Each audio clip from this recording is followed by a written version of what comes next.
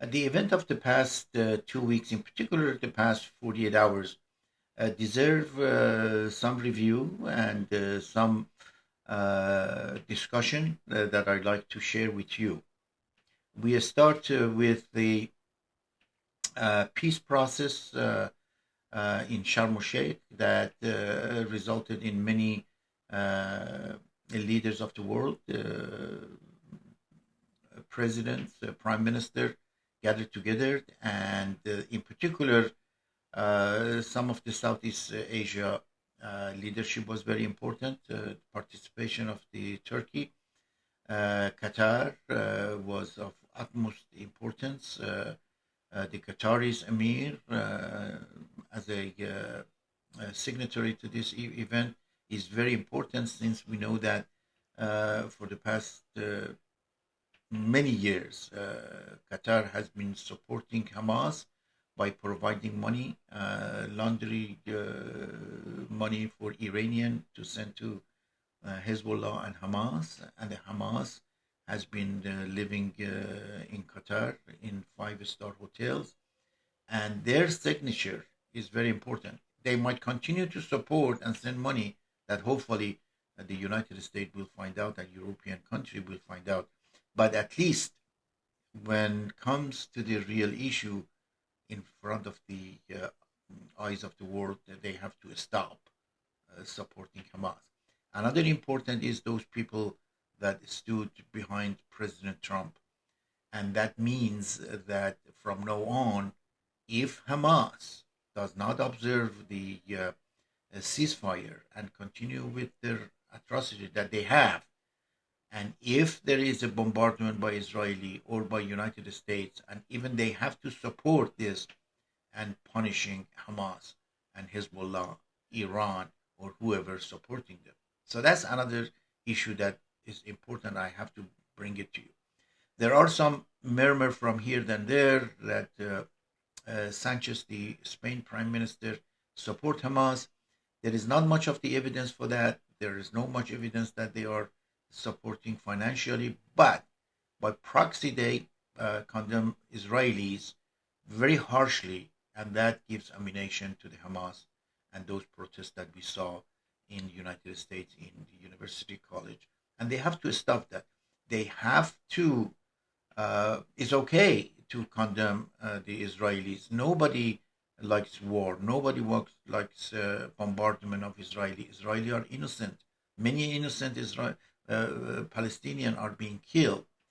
Palestinians deserve to have a normal life, but also Israeli also should enjoy freedom and not having a primal fear of inspection by Muslim. So the Muslim collectively should recognize the right of Israel and Jews to live, and that should be on the headlights of European and American to pursue that. Over the course of past 48 hours, we have seen and we have witnessed that the Hamas killing many uh, in the town square. They go house by house, home by home, to seek those who collaborated with the Israelis, European, and American, and kill them. And that must be stopped. Al-Shar, the temporary leader of the Syrian, visited Russia, and there were some promises there. They asked Russian to support them to fight with Israeli. They have to stop and recognize Israeli, and the Israeli also should compromise in peace process with them. The Ayatollah of Iran sent a letter to Putin, and in that letter that was recently leaked out, they have promised Russia to, if the Russia get involved in Syria and fight, they provide the missiles and drone. Uh, if you remember, the Iran regime has really mastered the production of the drone. A couple of days ago, the British government display one of the drones, which is one of those lethal weapon in Ukraine, killed thousands. Shahid 136, and they are producing that, and even they produce this in Lebanon by the Hezbollah, and also now is being mastered in Russia. So there are so many things going on, and Ayatollah promised that he delivered all the missiles, the long-range missiles.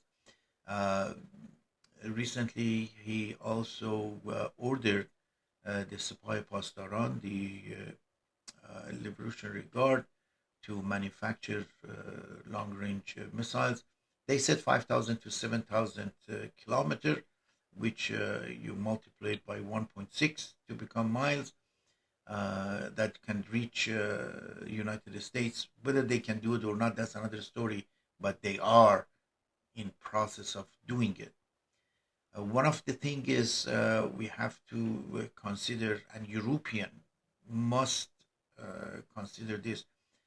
There has been lots of issue with European with regard to the immigration and opening gate to the Muslim. There are some good Muslim come to the countries, and those are educated elite, but usually they come legally. They come by the work visa, they come for education. Many that might come that involve in terroristic attack, those are the people who come illegally, and they have created. I did a video a couple of weeks ago with regard to the parallel society. I want you to listen to it.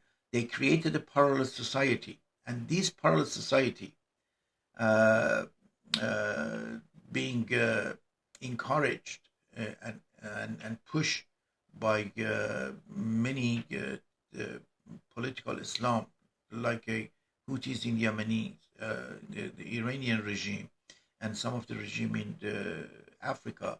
They push for elimination of Israeli. The counter the countdown for the elimination of Israeli is still ticking in Iran. Iran and many Arab countries must recognize the Israeli right to exist, and that should be pushed to the other countries such as Lebanon, Syria, and also Israeli must observe the freedom of the Palestinian and leaving them alone. Hopefully, the peace will continue to develop and to master in Middle East, and we have the new Middle East. Uh, Hopefully, the Saudi Arabia, Emirates, and other Arab country, and even Qataris, although they are supporting, but they are in process of modernization. But modernization and reform is two different things. Unfortunately, Islam has less tendency to reform and do the reformation, although there has been a couple of items such as Wahhabism and such as Sufis that might be considered as initiation of reformation. But as we know, both of them kind of not really getting larger. Sufism is almost put aside. The Iranian regime killed many Sufis, and really the Sufis are not welcome all over the world. That needs to be discussed more because they are peaceful people. That Wahhabism somehow at one point of time turned into more extremist behavior.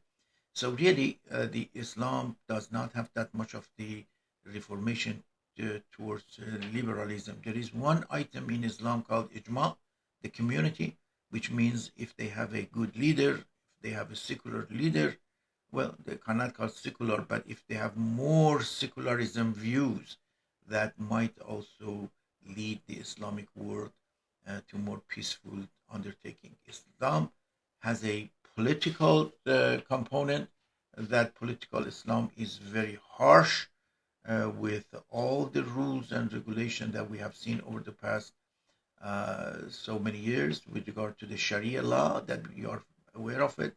Unfortunately, the European seems to be going the wrong way in that regard with globalism and opening gate to these Islamists. They are not they are not all the Muslim are bad people. They are good people, and not all of them are revenge seekers. But remember, those peaceful and secular Muslims that come to many countries, including United States, they come on work visa, they come for education, and they participate in their society. Those groups that create a parallel society that I talked a few weeks ago, the parallel society are a very rigid society that these are Islamists and political Islam, and all the terrorist attack come from them. And European has been guilty of doing this. Well, it's the European, not the European people, the globalist governments such as Macron and the new Prime Minister of England. The world has come to their senses to decide whether we should go through the globalism or not. And we will talk about this globalism and progressive United States in another time. But it is time for the world to act in favor of secularism, in favor of application of law with regard to the society religion. We have to stop political correctness with regard to the freedom of religion. The religion must be free and personal, but it doesn't mean that we succumb to the rules and regulation that is not consistent with human right, liberalism, and secularism.